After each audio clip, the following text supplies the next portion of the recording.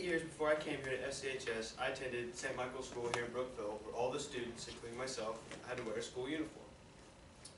And when I got to high school, my first thought was, oh, it's awesome, I don't have to wear a school uniform anymore. But the more I think about it, and the older I get in high school, I realize that they really weren't such a bad thing after all, and they honestly kind of benefited me. This is why school uniforms were better the culture here at FCHS. Uniforms have been a part of private schools for as long as people remember, but it wasn't until 1994 that Long Beach, California schools became the first public schools to adopt these uniforms.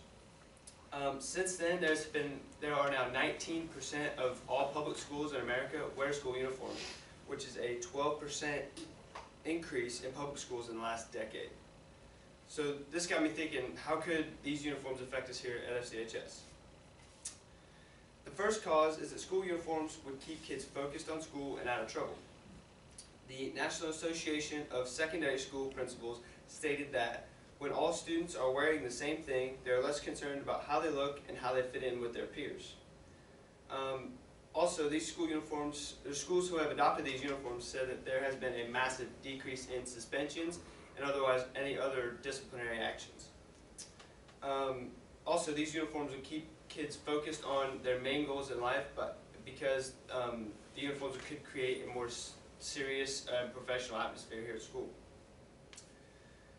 And also, here at FCHS, I don't know if you guys know this, we're like a C school, and I believe that if kids were more focused on school, that could bring us up to a B or even an A school.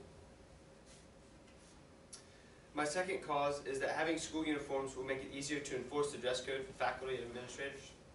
This means less class time every day spent enforcing the dress code by sending kids down to the office, to Riley. I'm sure he gets tired of seeing everybody.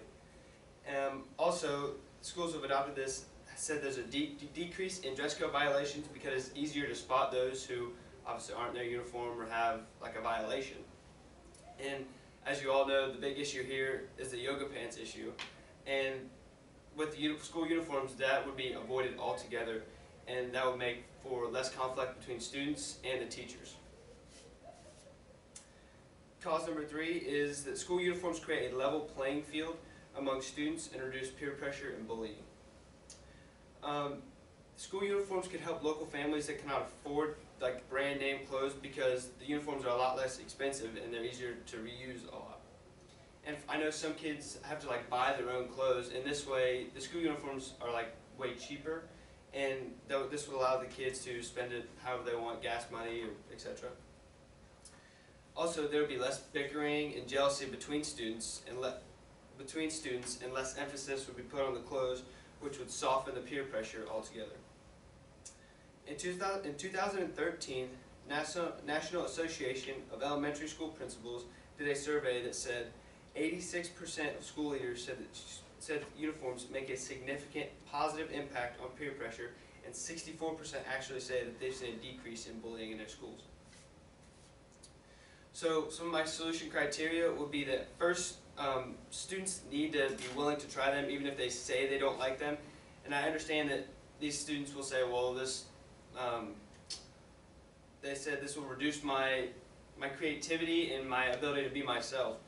But on the other hand, I believe that most students will find that these uniforms are more helpful, and that they could improve our school as a whole. Although some may say that there's no reason for change, and that our school, it would just be a waste of time, money, and their resources to get these uniforms, some parents and even students say that a change in dress code is going to greatly benefit our school. So my proposed solutions are that I believe FCHS should have school uniforms, but they should do so by like a trial and error. I believe that we should do a year-by-year process, meaning that like 1 year the students don't have to wear uniforms, they go by the same dress code rules that we have now. And then in the following year, the school implement the school uniforms. And this would allow faculty to see the students' behavior before and after, and how the uniforms impact the students and honestly make them better. This would allow students time to get kind of a feel for these uniforms, and I believe that once students try these uniforms, they'll see that they aren't so bad after all. Thank you.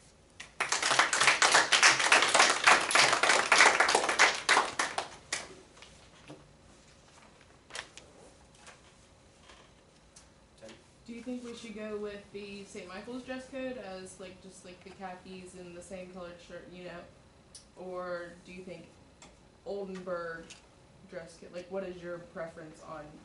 Well, the only thing I've ever known is the St. Michael dress code. Obviously, you wear your khakis, and then you have your red, blue, white, like polo T-shirt. And I think Oldenburg's pretty similar in that way. They have, I think they're a little more lenient towards a couple things, from what friends have told me over there. But yeah, I'd say like you go with khakis, and then girls can wear their skirts or khakis or whatever, along with like a polo shirt and their sweatshirts, St. Michael's sweatshirts or Frank County sweatshirts, I guess it would be. But yeah, it's like a St. Michael's type thing was what I would think. What about the parents or families who can't afford the uniforms? Like, what about where would the money come from then? Well, the way I see it is that kids our age grow. And so they're going to have to buy new clothes for these kids anyway. And the school uniforms are a lot cheaper than buying like expensive like shorts, shirts, the whole 9 yards. And these uniforms, and you don't have to buy as many of them because it's the same thing every day.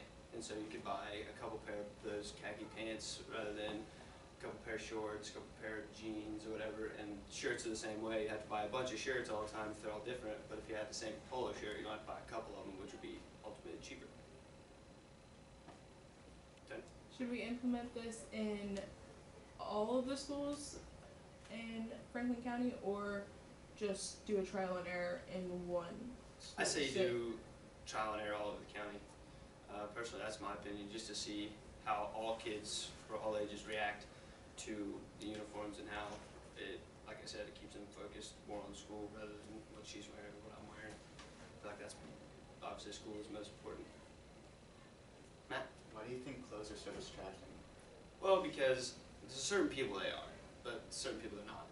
But if you see something and like people are going to be more they sometimes are more focused on like what he's wearing, what she's wearing, than paying attention like what's going on in class. Like if you're taking notes or something, like the teacher's talking about a lesson, and you're not going to obviously understand that if you're staring at that shirt because you like it or don't like it. It's got something on it that says or whatever.